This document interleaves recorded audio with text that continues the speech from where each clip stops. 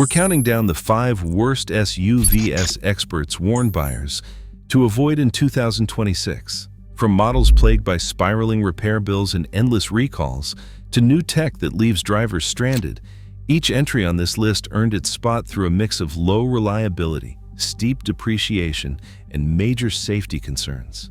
Which SUV topped the list as the riskiest choice of the year? Let's dive in. Starting with number 5.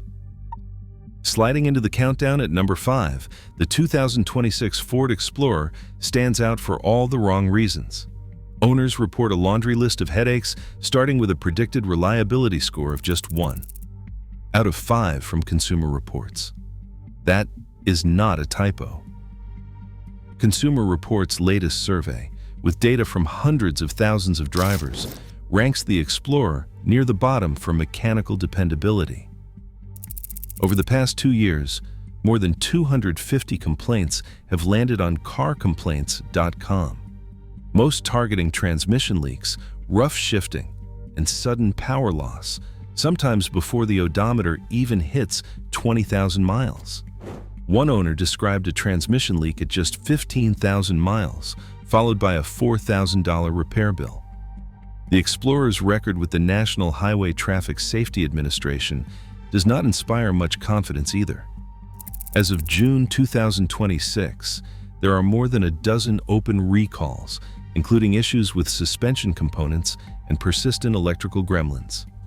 Then there is the total cost of ownership.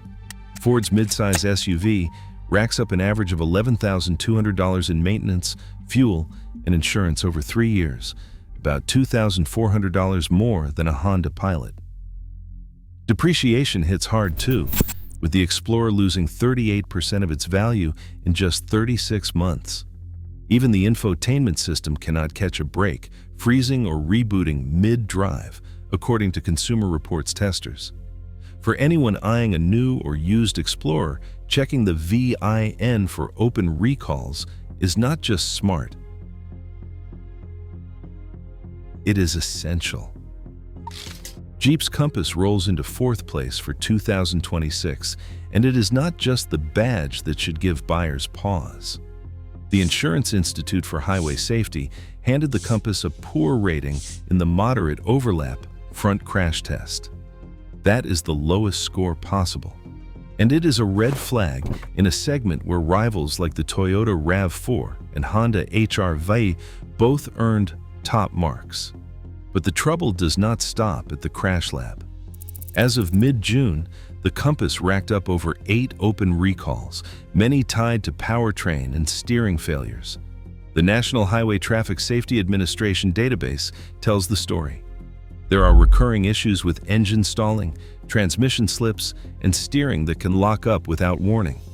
One owner reported an engine seizure at just 20,000 miles, totaling the vehicle before the first set of tires wore out.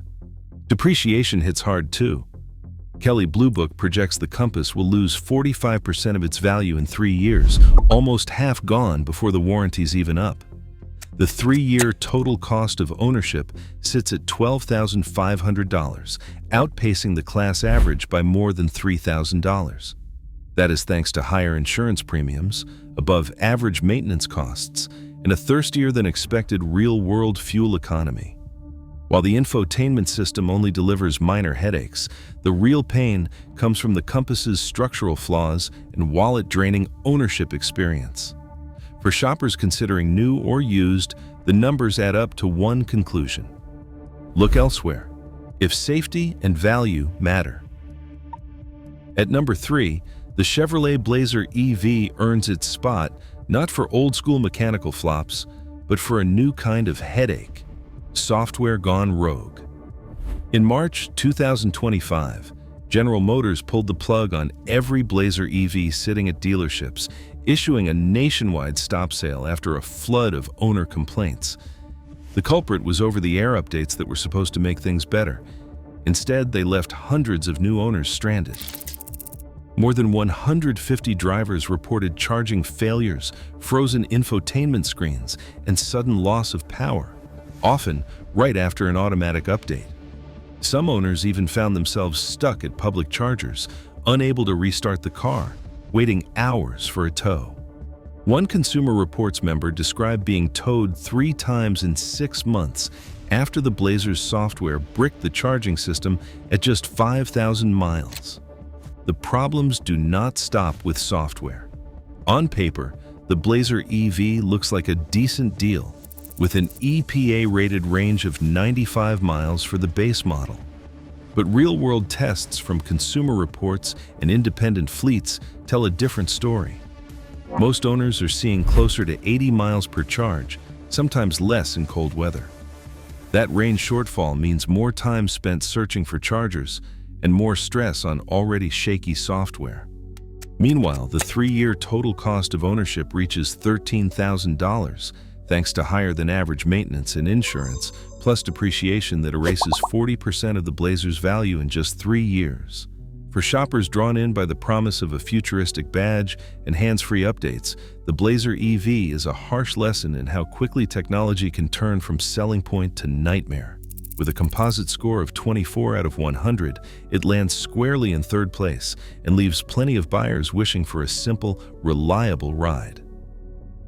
Jeep's Grand Cherokee 4xe lands at number 2, and this one is not just about inconvenience or cost. It is about real danger. In late 2025, the National Highway Traffic Safety Administration issued 2 consecutive recalls, Recall 24 V720 and Recall 25 V741, covering nearly 127,000 Grand Cherokee 4xe models built between July 2021 and October 2025.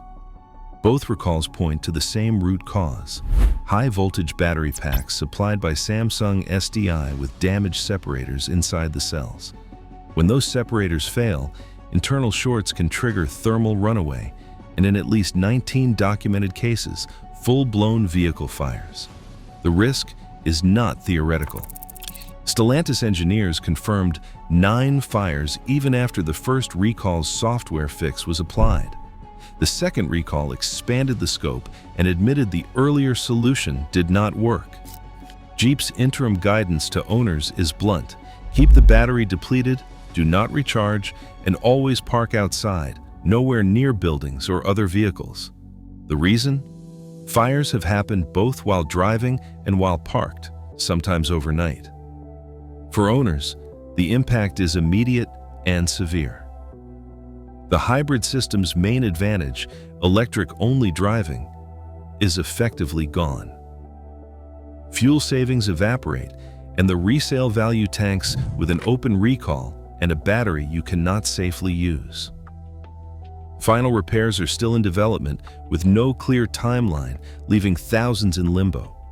The recall also covers other 4xe models, but Grand Cherokee owners bear the brunt, with nearly 92,000 affected in the most recent action.